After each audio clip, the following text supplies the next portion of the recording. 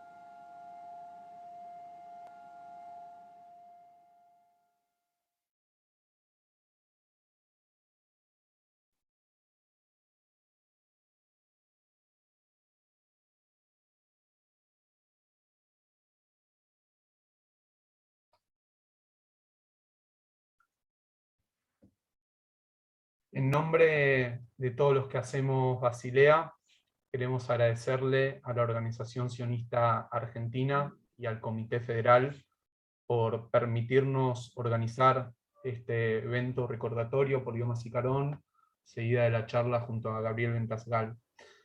Antes de comenzar, quiero invitar a que nos dirijan unas palabras a Marcos Greenberg en nombre del Comité Federal y a Pablo Soskin en nombre de la Organización Sionista Argentina.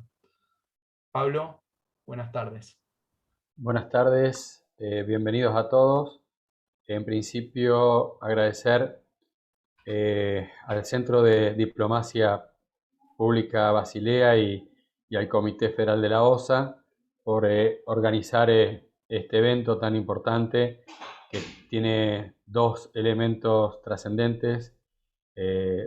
Previamente también agradecer a Gaby Ventasgal, que siempre está a disposición de la Organización Sionista Argentina y de todas las comunidades cada vez que se trata de Asbará y de dar claridad a todo lo que pasa en Israel con sus vecinos y en el mundo.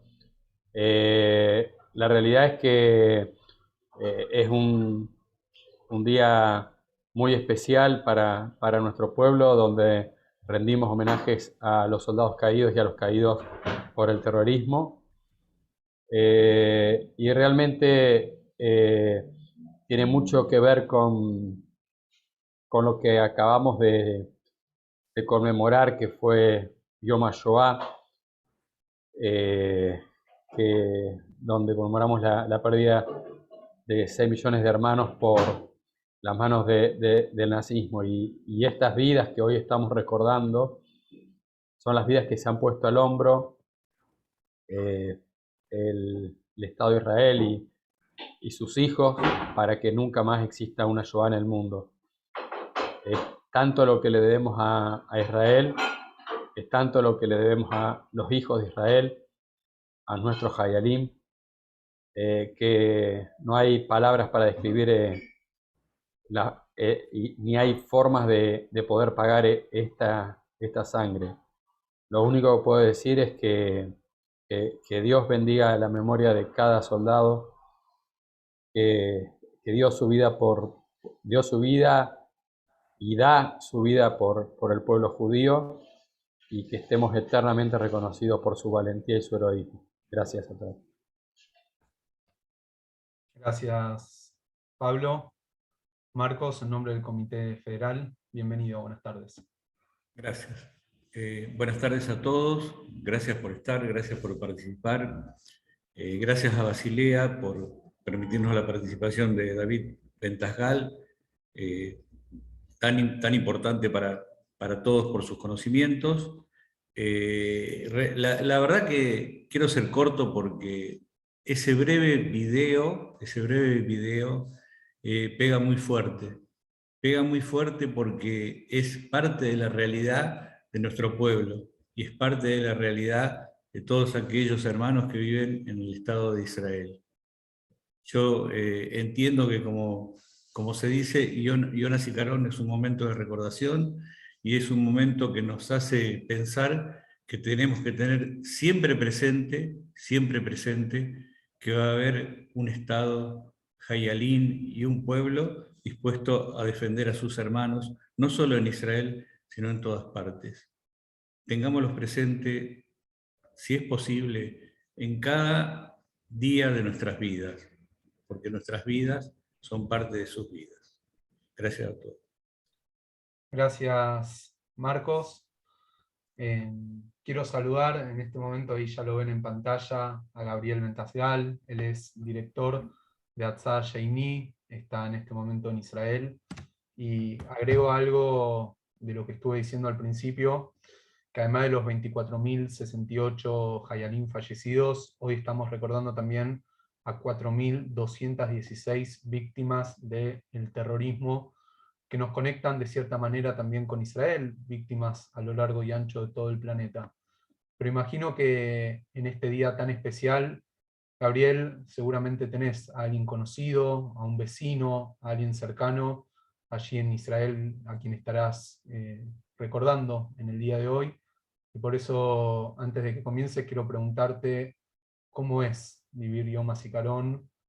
Seguro que no es el primero, sino que ya tenés varios Yom HaZikaron que venís conmemorando, pero ¿cómo lo haces estando allí desde Israel? Bienvenido, Gabriel. Mira, buenas a todos. Por un lado, tengo, por ejemplo, un amigo que era madrije de la escuela de Madrejim, la escuela de Moriba, a decir verdad, que fue asesinado muy cerca de la escuela de Madrejim de Kiryat Moria.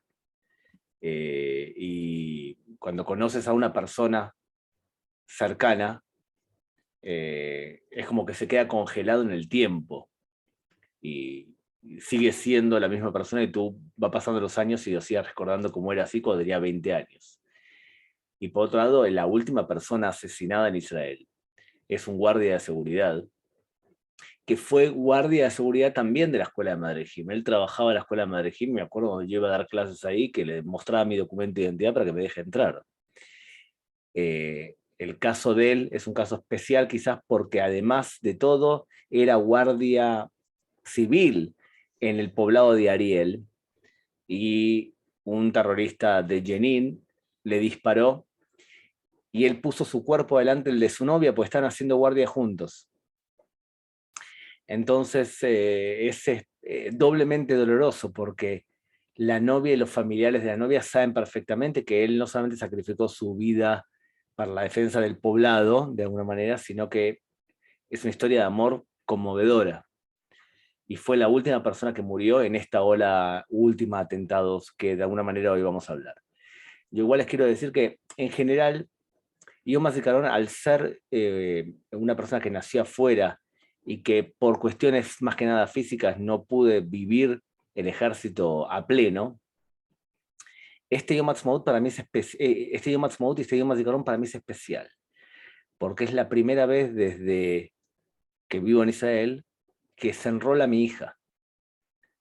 Y cuando vos enrolás a tu hija al ejército, la perspectiva cambia 1000%.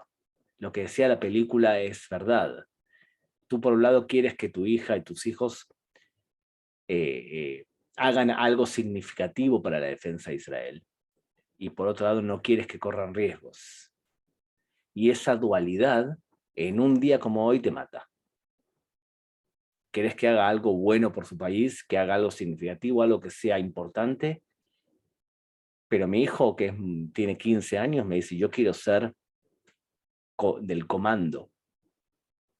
Ahora, el comando, cuando él dice el comando, ¿tú qué le dices como padre? Qué bueno que querés ser de la élite más importante del ejército israelí, o lo que dices es, nene, por favor, cuídate. Yo sé que voy a estar 3 años sin dormir. Pero bueno, hoy en mi situación es un día especial justamente por eso. Yo te quería preguntar, Gabriel, si quizás suene medio ingenuo, pero ¿es un día que se recuerda, digo, solamente los israelíes judíos o que atraviesa a la sociedad en su conjunto, Yom HaZikaron? Es que depende mucho de la persona. A ver, el rabino Abraham Infeld hacía un esquema que para mí me parece maravilloso y dice que cada una de las personas que son judías, muchos de ellos, forman parte de una civilización, dice Abraham Infeld. Mordechai Kaplan dice lo mismo. Somos una civilización. Y cuando dice una civilización, se refiere a que formamos parte de un pueblo, somos descendientes del reino de Judea.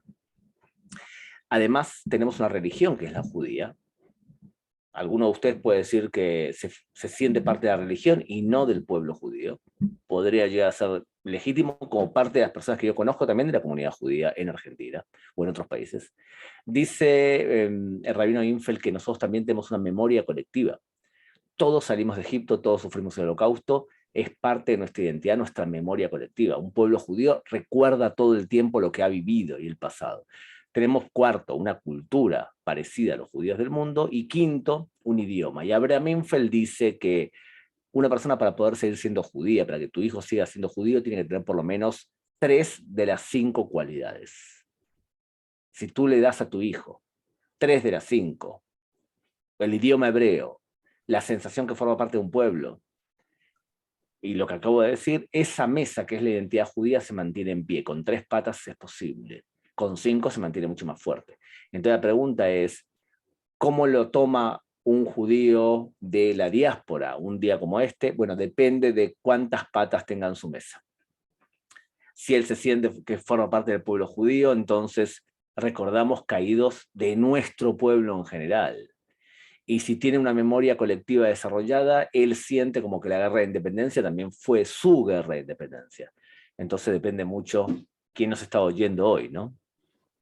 Sí, sí, sí, totalmente. Yo te quiero preguntar, Gaby, porque hiciste mención a algo recién cuando hablas, parece que cuesta comprenderlo estando afuera de Israel, cómo es que se pasa de la tristeza absoluta a la alegría inmensa. Digo, si hay algo que marca un momento, un algo a tal hora, que hace que Yom HaZikaron se termine, se pase a Yom HaTzmaut, y el clima que se vive en Israel en las calles es completamente diferente. Es completamente diferente y es importante el punto de partida. La gran mayoría, ustedes saben, por ejemplo, pregúntenle a algún amigo de ustedes, pregúntenle, ¿qué es importante para ti? ¿El presente y el futuro? ¿O es para ti importante que cada decisión que tú tomas en tu vida está relacionada al presente, el pasado y el futuro? Cuando una persona en Israel se siente parte de una línea histórica, donde cada decisión que va a tomar va a influir en el pasado y en el futuro, que es lo que muchos israelíes sentimos, entonces nosotros no podemos mirar hacia el futuro y hacia el presente de todos los logros que hicimos sin recordar el pasado. Hubo alguien que pagó por lo que tenemos. Nosotros lo disfrutamos. Pero es importante recordar, y no solamente eso, yo a veces cuando voy con grupos que vamos, por ejemplo, al Muro de los Lamentos, muchas personas van y ahí piden cosas para sus familiares, para ellos mismos, y justamente a veces también nos olvidamos la segunda faceta, y es agradecer por todo lo que hemos logrado o cómo hemos logrado como personas cuando llegamos al Muro de los Lamentos. El pueblo de Israel tiene la costumbre de primero recordamos, luego sí festejamos, y los cambios son excesivamente abruptos y le cuesta a personas. En un mismo acto puede empezar con una ceremonia de duelo y a los 5 minutos sonar la alarma y comienza una fiesta que no tiene parangón y que empieza con fuegos artificiales. Yo creo que es muy clásico también de los israelíes. Somos bastante ciclotímicos. ¿Saben qué? Si ustedes se fijan en el ánimo nacional, en la guerra del 67 éramos el mejor ejército del mundo, y después en la guerra del 73 éramos el peor ejército del mundo, y después fuimos a rescatar a nuestros hermanos en Entebbe y éramos el mejor ejército del mundo, y después la guerra del 82 y otra vez para abajo. Entonces vamos cambiando de ánimo de moda muy significativa. Y a muchas personas le cuesta eso, yo quizás me acostumbré ya a esos cambios de ánimos abruptos. Gaby, te hago una pregunta porque recién hiciste mención a los grupos que van al Kotel, al Muro Occidental, Muro de los Lamentos, y quiero empezar a hablar un poquitito de la actualidad. El homenaje principal que suele llevarse adelante en la zona del Kotel, ¿este año se suspendió? ¿Está vigente? ¿Hubo algún cambio de agenda?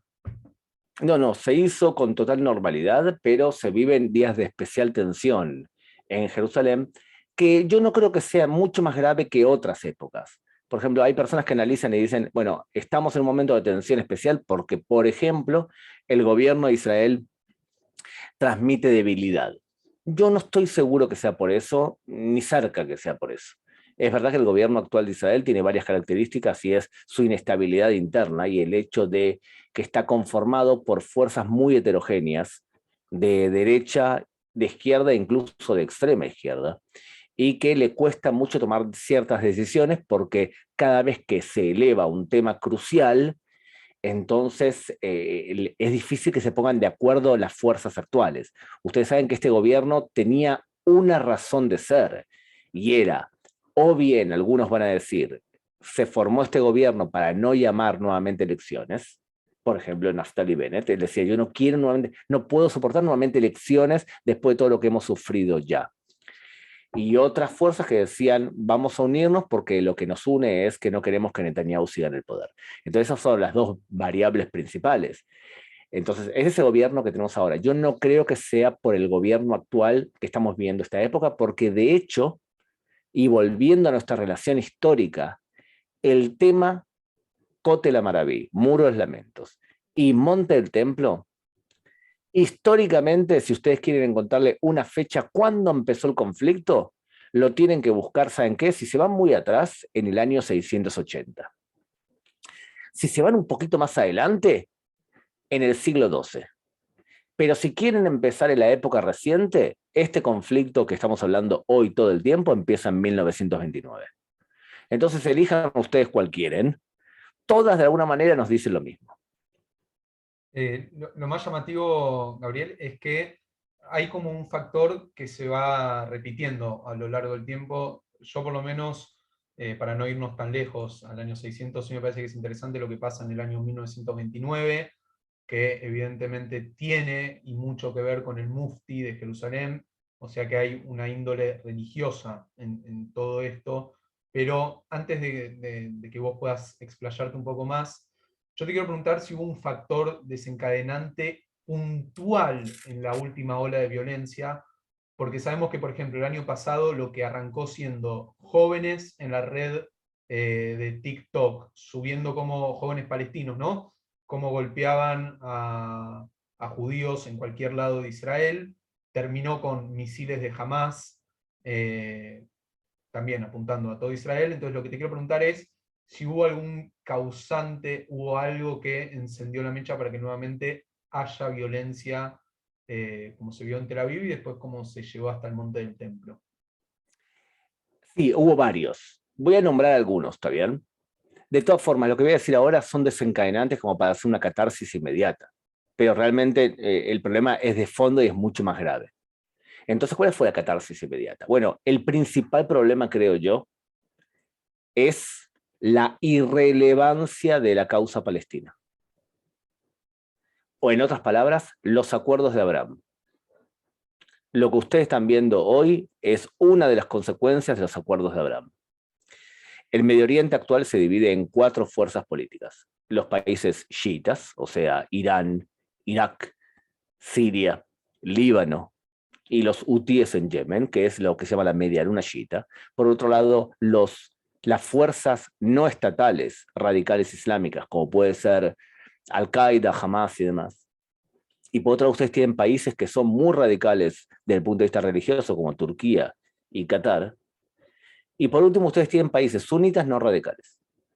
Y en este grupo hoy entran Egipto, Jordania, Bahrein, Emiratos Árabes Unidos, Arabia Saudita, que por más que no tenemos un acuerdo formal de paz, no haríamos nada con Emiratos Árabes sin el visto bueno de Arabia Saudita. Kuwait. Israel firma acuerdos que le permiten a Israel ser vistas por el Medio Oriente como parte íntegra del Medio Oriente. El Medio Oriente sacrificó o entrega una causa palestina, entre otras cosas porque están hartos de los palestinos. Los sauditas están hartos de los palestinos y empezamos a ver todo el tiempo más crónicas televisivas que hablan mal de los palestinos, como que es una entidad corrupta y que rechaza todo tipo de acuerdo de paz. Ni hablar, incluso les voy a decir, yo he visto últimamente muchos chistes porque incluso hasta se ríen del acento de los palestinos en el Medio Oriente, por la forma de hablar. Entonces, es una suma de cosas. Cuando en Medio Oriente el tema palestino está relegado a lo que pasa en el proceso de paz y nadie eleva el tema palestino, y durante muchos años la política de Netanyahu fue separar a los palestinos, o sea, están los palestinos de Cisjordania y los palestinos de Franja de Gaza y entre ellos están peleados y están separados y los dos débiles. Cuando hay una situación así, y ocurre lo que está ocurriendo ahora, es de alguna manera un llamado de atención. Señores, no crean que la causa palestina desapareció de la mesa de negociaciones. El tema palestino sigue vigente, por lo tanto, es hora que lo tomen en cuenta. La primera razón es los acuerdos de Abraham. Esto es una llamada de atención, como que el tema palestino no va a desaparecer. Eso es el primero, lo fundamental, creo yo. La segunda razón tiene que ver con las redes sociales y de alguna manera una política, no solamente el Hamas, también de la Autoridad Palestina, que voy a tomar el caso más moderado, porque jamás todos sabemos lo que es y lo que quieren, y lo que ellos dicen en forma bien clara, pero seamos un poco más rebuscados. La política de la Autoridad Palestina con respecto a Jerusalén se llama en árabe Haba. H-A, B larga, B larga A. La política funciona de la siguiente manera. Durante años vienen diciéndole a los palestinos que los judíos quieren destruir la mezquita del Aqsa.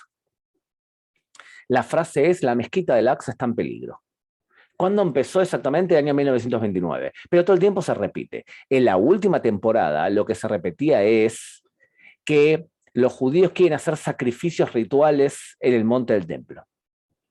Pero en la última ola de violencia, el año pasado, lo que hablábamos era, cuando empezó, ¿se acuerdan? La ola de violencia de Guardián de las Murallas, el tema que había desatado todo era un barrio de Sheikh Jarrah.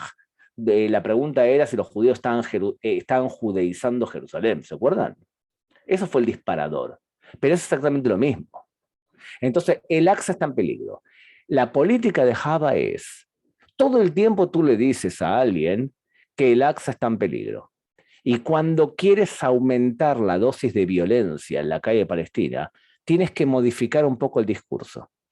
Y el discurso dice: ¿es que acaso no vas a hacer nada para defender el Aqsa? Esa es la segunda fase. Cuando le dices a la gente si él no va a hacer nada para defenderlo.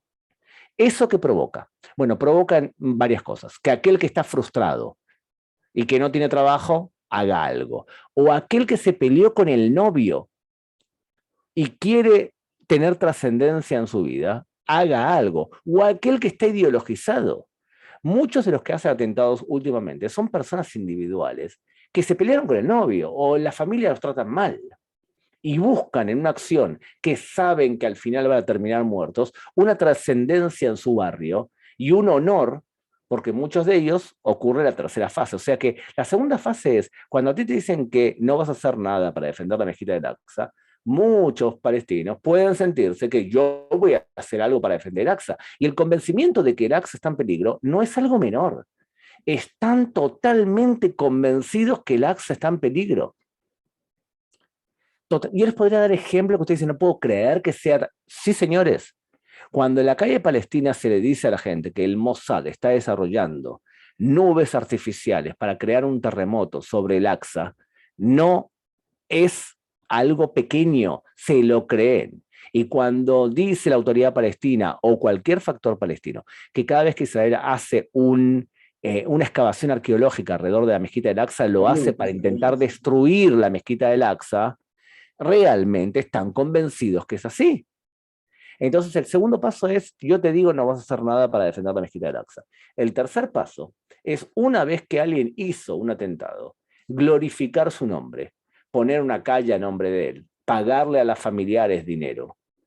Entonces, una persona que era o quizás un don nadie en su poblado, de pronto se transforma en un shahid, en un mártir de la causa palestina. Este ciclo llamado Haba provoca que haya atentados que son entendidos como lobos solitarios, pero que tienen una trascendencia ideológica detrás. Y ahí entra el segundo factor. El primero dijimos la irrelevancia de la causa palestina, que intenta retornar con esto.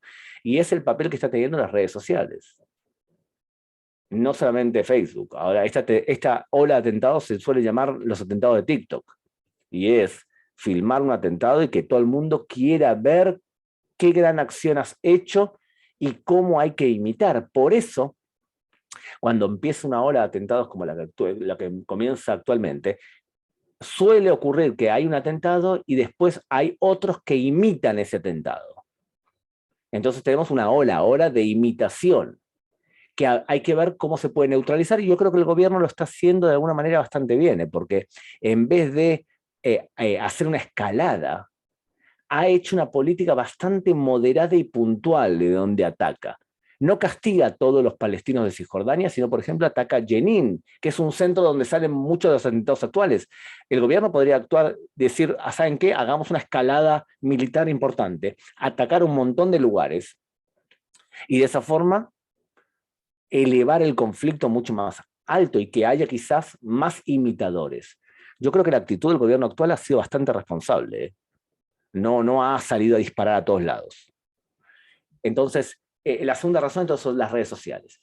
Pero la tercera razón también tiene que ver con nosotros y los medios de comunicación en Israel. Porque es mentira que hay una teología y una base legal que dice que en Ramadán, el mes de ayuno musulmán, una persona tiene que hacer guerra. No es verdad. Puede hacer guerra y hemos visto que históricamente dentro del Islam, en Ramadán sí ocurrieron guerras, y no solamente la guerra del 73, que es un ejemplo.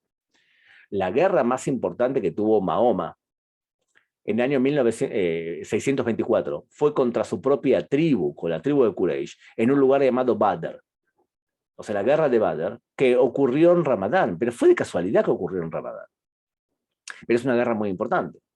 Ahora, es verdad, durante el mes de Ramadán hay una sensación religiosa y de, llámenlo en hebreo, Hazara Bechubá, ¿está bien? Una sensación religiosa de regreso a las fuentes y también un estado de ánimo religioso importante. Si tú lo que haces es ayunar desde que sale el sol hasta que se pone el sol y todo tu día se lo dedicas a Dios y no tienes relaciones sexuales y lo único que estás haciendo es escuchando todo tipo de sermones, evidentemente hay una inclinación hacia la efervescencia religiosa. Pero ojo, no significa esto que sea obligatorio para un musulmán hacer la guerra santa, al contrario. Ramadán justamente es una época de retrospección. Entonces, pero cada vez que empieza Ramadán, los medios de comunicación en Israel también empiezan nos espera un mes difícil, porque empieza ahora el mes de Ramadán. Ahora, ustedes pónganse en la cabeza de un yihadista, ya sea de Hamas o de otro grupo radical islámico, que ve que los judíos están temerosos y expresan su temor porque le pueden hacer durante el mes de Ramadán. Y evidentemente eso influye en un radical islámico. Porque ¿qué hace un terrorista? A ver, un terrorista claramente es una persona que hace el asesinato o la amenaza de muerte contra un civil para conseguir objetivos políticos en un marco de propaganda. ¿Está bien? Eso es un terrorista. Matar a civiles para conseguir objetivos políticos en un marco de propaganda intencionalmente. Cuando una persona no mata civiles, sino que mata militares para conseguir objetivos políticos, eso es guerrilla. Lo que hace Hezbollah a veces con el ejército israelí es guerrilla. Y si tú matas civiles para conseguir objetivos comerciales, eres la mafia. Entonces, matar civiles adrede para conseguir objetivos políticos es importante, pero más importante es lograr amedrentar al gobierno de esos civiles para que haga lo que tú deseas. Y si el gobierno está amedrentado porque dice empieza Ramadán y entonces ahora esperamos una ola de violencia, bueno, no solamente lo escuchamos nosotros eso, lo escucha también el otro lado. Todo eso, por lo menos hay 3 causas importantes que es importante para este caso. Una efervescencia religiosa por TikTok, llamémoslo Java, un desplazamiento del tema palestino de la agenda internacional, y tercero, yo creo que tenemos que hacer un mea culpa nosotros hasta qué punto en Israel estamos dando cuerda a un fenómeno que podría no ser tan terrible si no le daríamos la cuerda que le damos en nosotros en los medios de comunicación. Bueno, de a poco se va aclarando un poco el panorama. Gabriel, yo te comento que estuve enviando vía chat para quienes tengan ganas de hacerte preguntas, las pueden ir enviando y algunos estuvieron escribiendo si hubo algún pronunciamiento por parte de los países que firmaron los acuerdos de Abraham, si hubo alguna expresión gubernamental apoyando a Israel o no, o haciendo un llamado al fin de la violencia. Y por el otro lado, una de las preguntas que también es muy interesante para debatir, que habla sobre el rol de Jordania y de Israel en cuanto a el cuidado del monte del templo. ¿Quién debe ser responsable, quién debe velar por la seguridad en esa zona? Cuando en el Medio Oriente no nos critican los países árabes, es una buena señal. O sea, cuando no te dicen nada, es como decirte que te apoyan.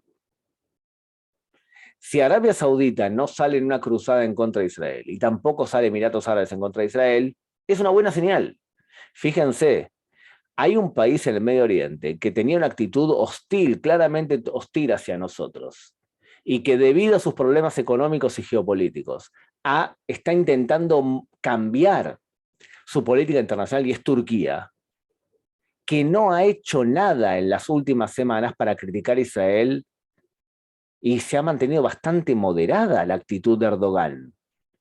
Y estamos hablando de uno de los principales, acuérdense, el barco del IHH del 2010, los que entre ustedes habían nacido, la Flotilla de la Libertad, veo que algunos no habían nacido en el 2010, entonces la Flotilla de la Libertad fue lanzada desde Turquía, y el IHH tenía relaciones con Turquía, y no solamente eso, parte de la dirigencia del Hamas y parte de los atentados terroristas que se hacen contra Israel se planificaron en Turquía.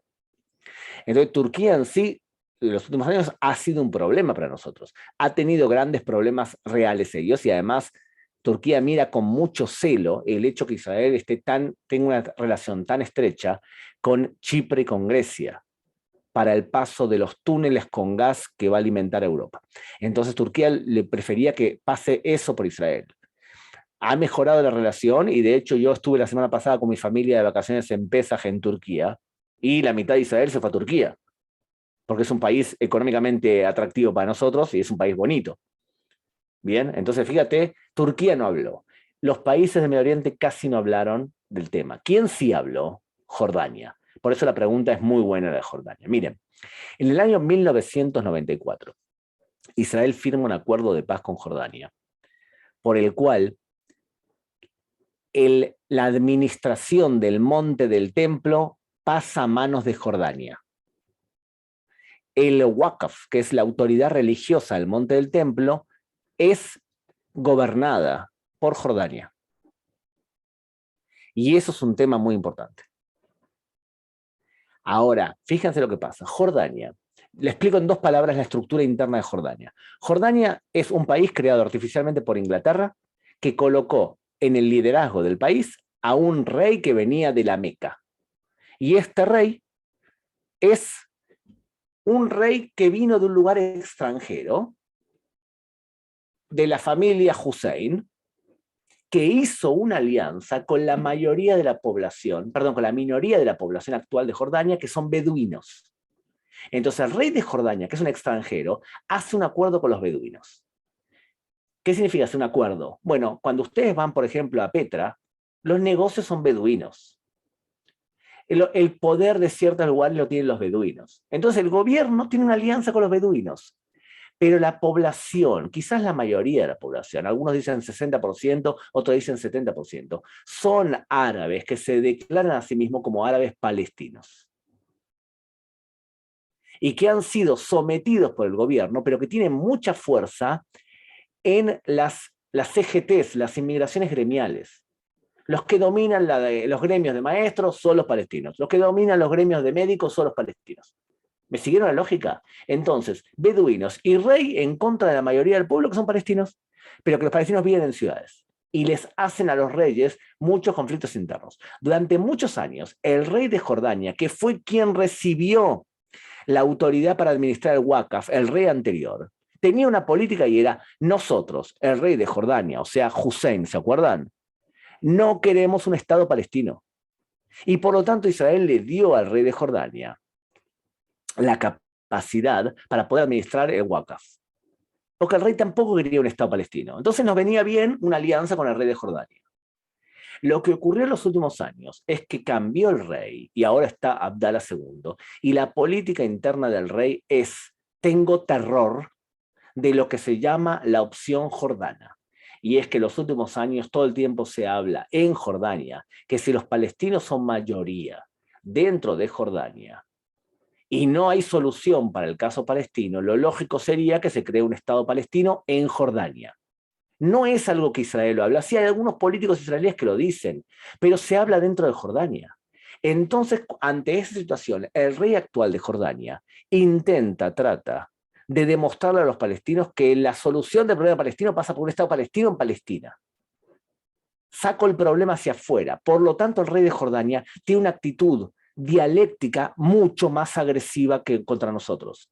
Mucho más. No significa que el rey de Jordania no esté muy feliz con que Israel le haya regalado agua. Jordania es un país agrícola que recibe agua de Israel y está muy feliz que Israel haya aumentado la cantidad de agua. Jordania está muy feliz que Israel le venda gas más barato. No significa que el rey de Jordania públicamente no va a hacer declaraciones durísimas contra Israel. El último que lo hizo fue su ministro de Exteriores. Es como que el rey de Jordania reúne a la gente, estaba internado, reúne a la gente y dice, bueno, hoy habla mal tú contra Israel y mañana habla tú mal contra Israel, y que ellos expresen el enojo que sentimos nosotros. Entonces, tengan en cuenta, la actitud de Jordania está supeditada al tema de la opción jordana en el caso palestino. El rey no puede soportar la oposición interna de sus propios gremios y necesita demostrar que lucha por la causa palestina en Palestina y no en Jordania. Quedó bastante claro. Me preguntan, Gabriel, si hay algún tipo de rechazo a la violencia palestina por parte de la ciudadanía justamente palestina. Si existen voces disidentes que están diciendo no es real el motivo por el que están haciendo lo que están haciendo en Jerusalén, Tel Aviv, todo Israel. Hay mucho cansancio de la población palestina. Hay mucho cansancio. Y la verdad es que como trabajo de guía de turismo, trabajo mucho con palestinos. Especialmente los conductores de los autobuses que trabajamos nosotros suelen ser palestinos. La pregunta es, cuando tú hablas con un palestino cara a cara, te dice muchas cosas que sienten y muchas cosas que son la verdad. Estamos cansados de los palestinos. La corrupción dentro de la autoridad palestina es terrible.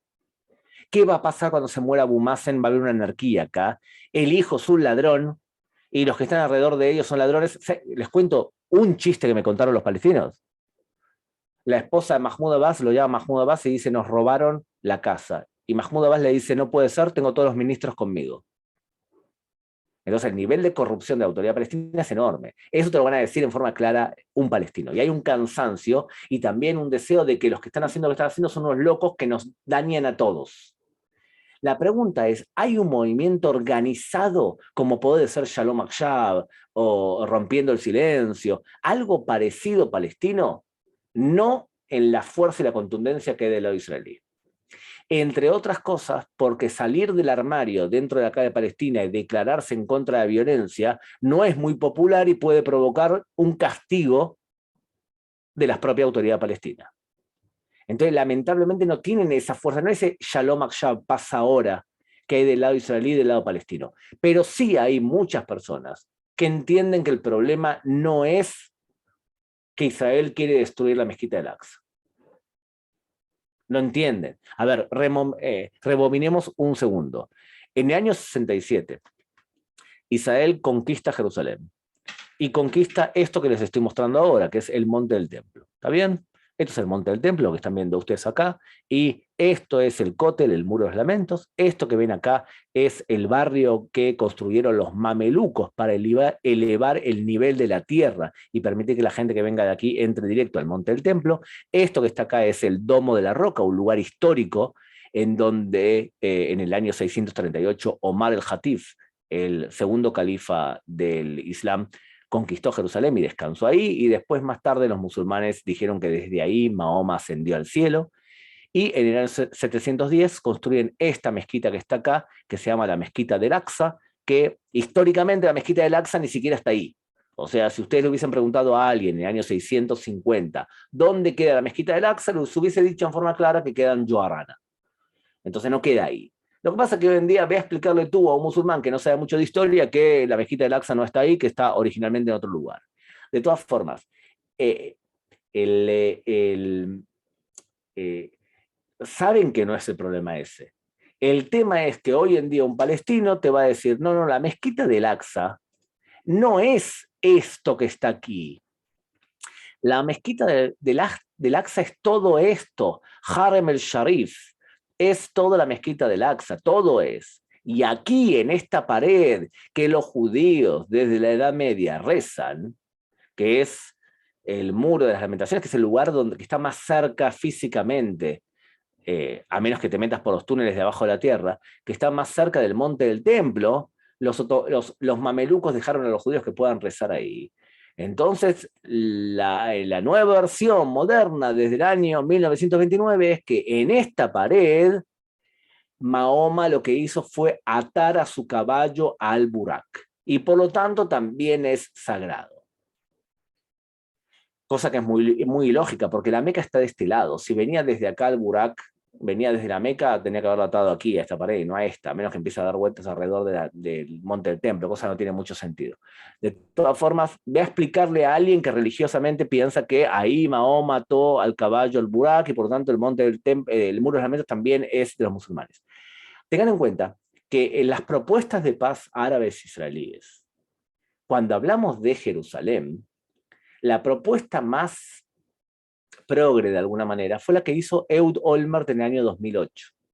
Ehud Olmert le ofreció a Mahmoud Abbas el siguiente acuerdo: Jerusalén se va a dividir, y lo que va a ocurrir es que los barrios judíos van a ser judíos, incluso los barrios construidos después del 67.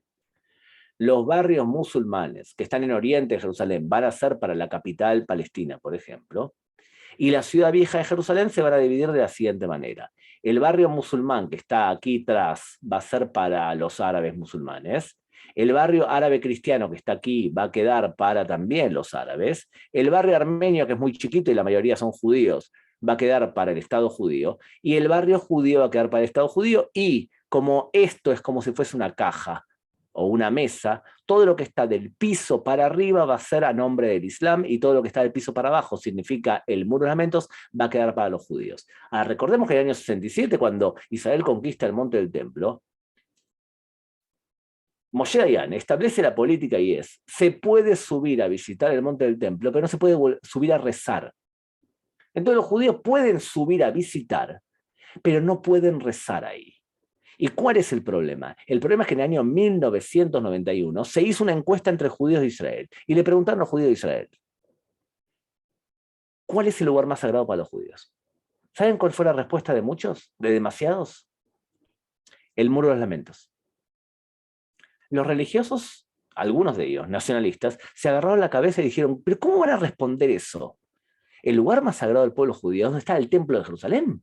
Significa el monte del templo. Ese es el lugar más sagrado para los judíos, no el muro de los lamentos. El muro de los lamentos es como una especie de compensación o un premio consuelo que nos dieron los mamelucos. Empezó una movida de personas que querían subir al templo, y algunos incluso que querían construir un templo en Jerusalén. El aumento de visitantes judíos al monte del templo también no ayuda. ¿Ok? Muy bien. Si les parece bien, igual me gustaría aprovechar los pocos minutos que nos queda para decirles que yo creo que igual el monte del templo va a ser, quizás creo yo, una noticia más grave, porque creo o estoy convencido que el monte del templo se va a caer. No, yo sé que eso puede ser a broma. ¿Qué significa? ¿Te volviste vidente? Señores, técnicamente se puede caer. Quiero explicarlo en 2 palabritas, por favor. Fíjense, este es el monte del templo. Los palestinos dicen hoy que los judíos quieren destruir el monte del templo. Los judíos subían en el pasado por unas puertas que estaban acá, que se llaman las puertas de Hulda. Entraban por aquí y ascendían al monte del templo, pagaban el impuesto para poder subir, y luego caminaban derecho y llegaban a donde más o menos estoy señalando ahora, donde había una alambrada con carteles en griego que decían: si usted no es judío no puede entrar. Entonces los judíos entraban y el resto no entraba, pero los no judíos podían entrar aquí donde estoy marcando ahora. ¿Estamos de acuerdo?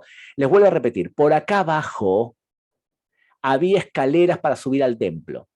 Había agujeros, porque Herodes, el gran constructor que construía de acuerdo a la lógica romana, lo que hizo fue aplanar una montaña y construir esta zona que está acá con arcos. O sea que el piso original está acá, y acá esto es arcos. Cuando los romanos destruyen el templo de Jerusalén, llenan los agujeros de abajo de la mezquita con tierra.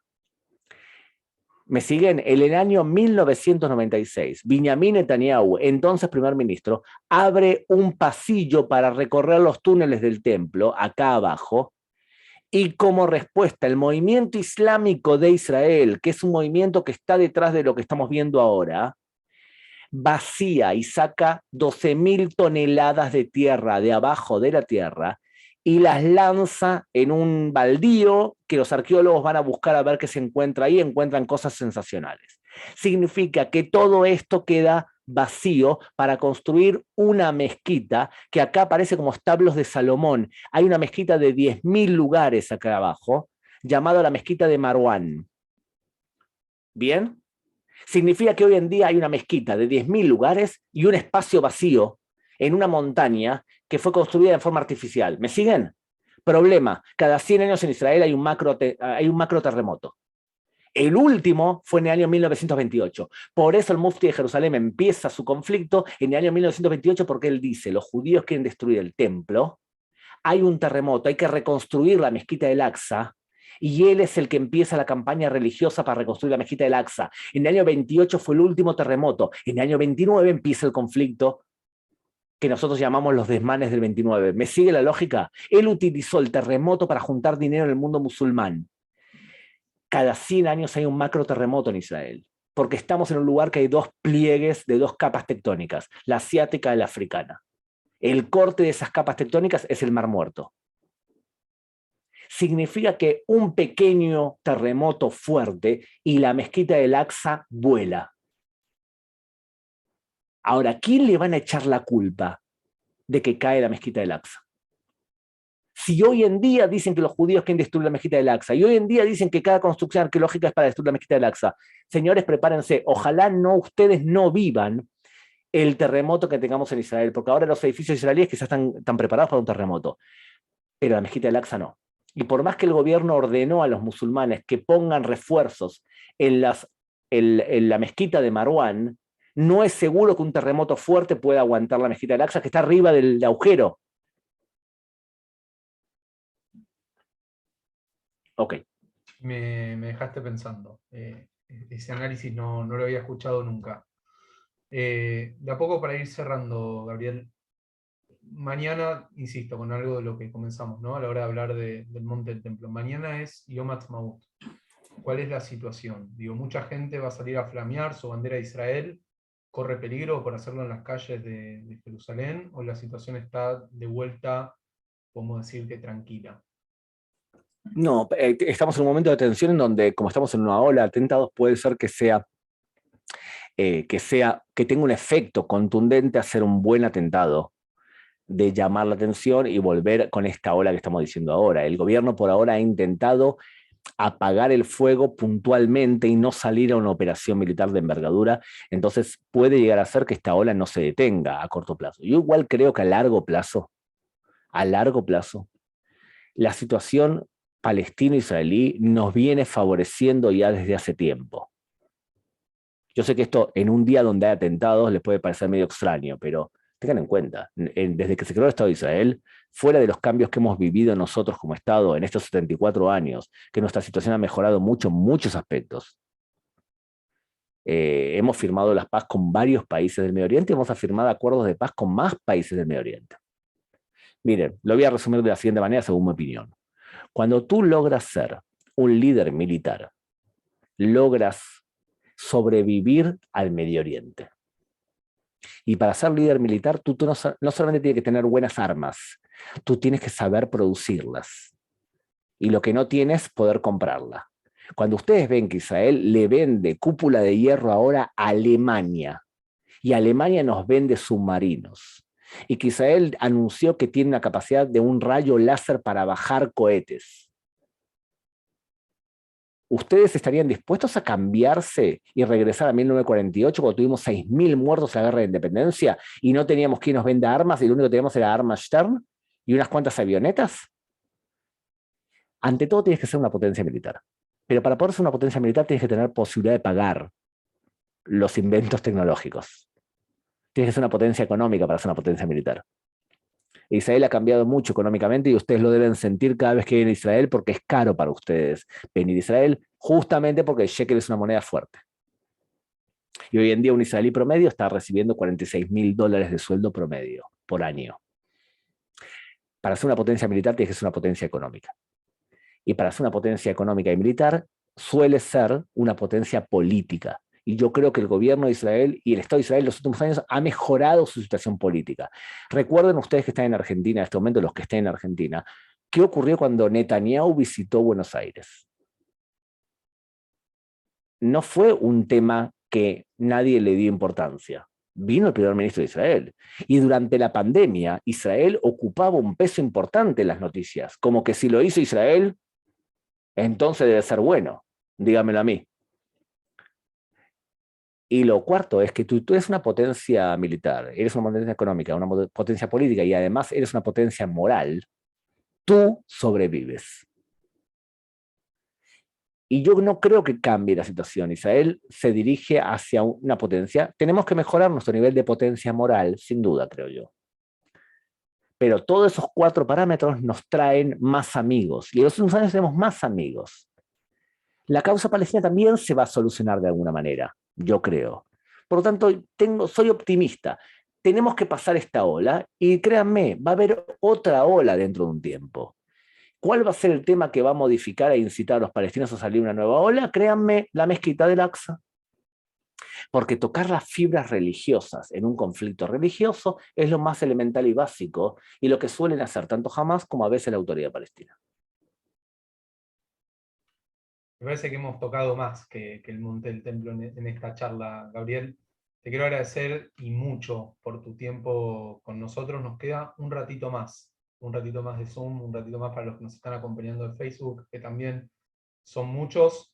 Y antes de finalizar, y agradeciéndole, por supuesto, en nombre de Basilea, a la Organización Sionista Argentina y también al Comité Federal de la Organización Sionista Argentina por permitirnos hacer este evento. Gabriel, ¿cómo tiene que terminar todo buen acto que habla sobre Israel? Nosotros terminamos con el Atigba, evidentemente, pero debido a que hoy es Yom HaZikaron, a mí me gustaría mostrarles una canción que se ha hecho muy popular en Israel y que se utiliza para los actos de Yom HaZikaron.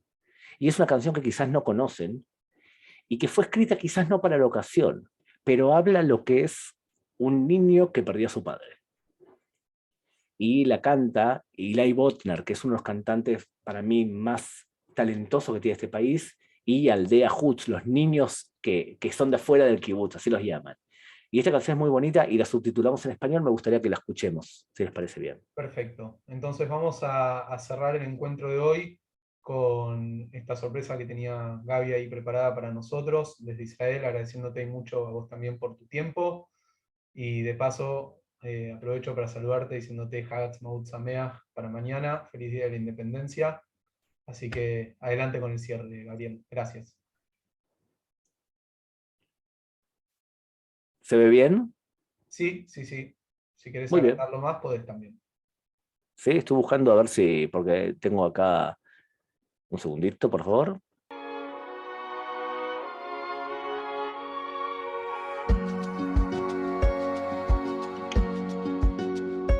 עוד נחזור להיפגש, להסתכל שוב בעיניים.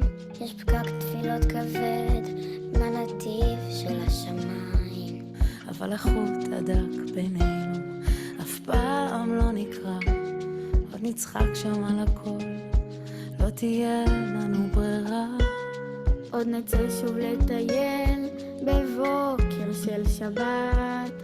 נחזיר את השגרה, העבודה לאט לאט. נקום מהספה, ננשום את האוויר. למדנו עם הזמן שהכל כל כך שביר. ובינתיים ניפגש בחלומות. אני איתך בכל שעה, בכל הנשימות. ואם אתה עמוק מתחת לשמיכה, תשאיר לי את הדלת חצי פתוחה. אני שולחת ידיים ארוכות, הן מחבקות אותך עכשיו, הן מחבקות. ורק תזכור שנייה לפני שאתה נרדם, שגעגוע הוא הדבק הכי חזק בעולם. עוד נחזור השנייה הכי קשה היא אחרי הניתוק. ושער הדמעות שלי נפתח שוב לרווחה. כי יש עוגה ויש נרות, אבל אין לי כאן אותך. עוד נחזור להיפגש, נשכח סתם על הגב. לא ניקח שום דבר כמובן מאליו.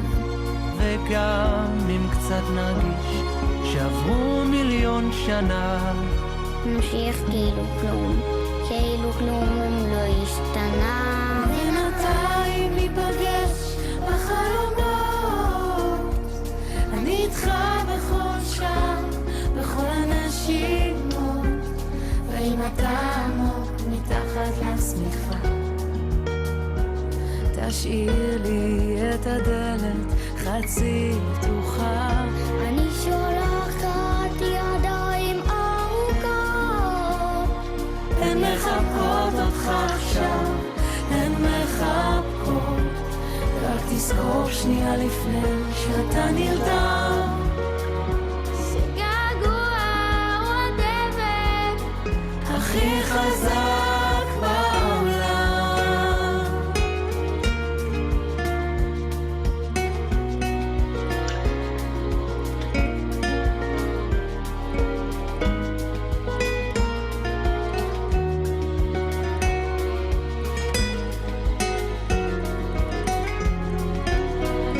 אני שולחת ידיים ארוכות, הן מחבקות אותך עכשיו, הן מחבקות, רק תזכור שנייה לפני שאתה נרדם, שגעגוע הוא הדבק הכי חזק בעולם, שגעגוע הוא הדבק הכי חזק בעולם, שגעגוע הוא הדבק הכי חזק בעולם.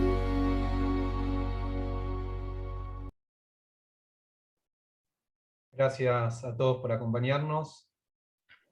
Nos retiramos por el día de hoy. Gracias.